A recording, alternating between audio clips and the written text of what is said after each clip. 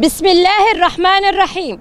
نحن من وصايا رسول الله صلى الله عليه وسلم عندما أوصى بالنساء خيرا في خطبة الوداع، وفي حديث آخر: ما أكرمهم إلا كريم وما أهن إلا لئيم، بالتزامن مع تنظيم النساء لأنفسهم وزياد نشاطهم ضد كافة أشكال العنف والقتل والظلم الذي يمارس عليهن تحت مسمى العادات والتقاليد البالية بالذهنية الذكورية. كانت أسلاكا شائكة تقيد المرأة وتمنعها من الوصول إلى حقها في أن تحيا حياة حرة كريمة.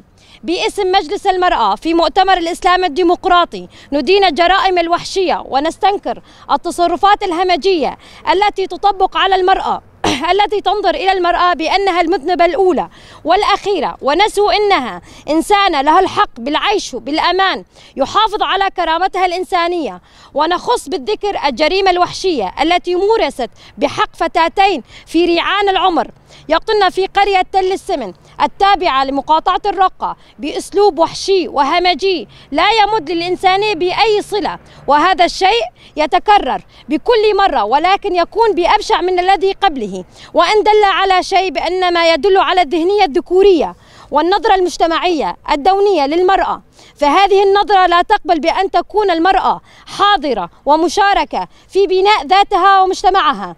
فمنذ عدة أيام قد أعلنت حركة المرأة عن فعاليات عيد المرأة العالمي، وكلنا أمل بأن نرتقي بمستوى المرأة وفكرها وعلمها وثقافتها، ولكن للأسف ننصدم بهذا الواقع المريض الذي نعيشه والذي يرتكز على قتل المرأة وأهانتها بحجة حماية الشرف وبحجة إنها عار على عائلتها. وأيضا ننصدم بواقع ينهار لأنه ابتعد عن الإنسانيته وبات يطبق شريعة الغاب والبقاء للأقوياء والمتحكمين. بأي جرم تهان ويعتدي عليها، بأي ذنب تهان على الطرقات في الشوارع، وأي شريعة تقبل ذلك. نحن مجلس المرأة في مؤتمر الإسلام الديمقراطي نرفع ونضم صوتنا إلى أصوات المجالس والحركات الإنسانية والجهات المعنية للوقوف على هذه الحوادث التي تتكرر بشكل مخيف في مناطقنا.